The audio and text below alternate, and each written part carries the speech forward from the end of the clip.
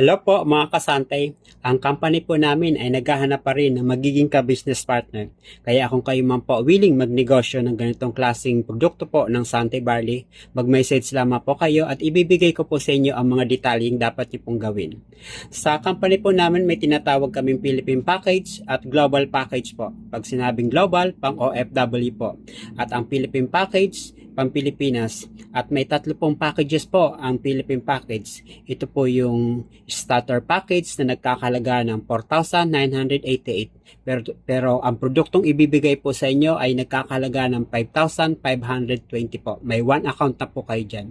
Sa pangalawang package, ito po yung builder package po.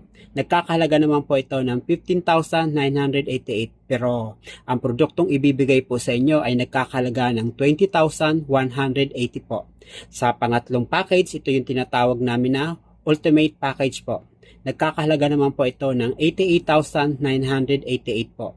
Pero ang produktong ibibigay po sa inyo ay medyo marami po. Nagkakahalaga po ng 127,720 po. Napakarami po. Sa builder package po, may 7 accounts po kayo dyan at sa ultimate package po, may 15 accounts po kayo dyan. Ibig sabihin, mas marami pong accounts, mas mahal, mas marami pong dagdag na accounts. Kaya dito na lamang po. Maraming salamat.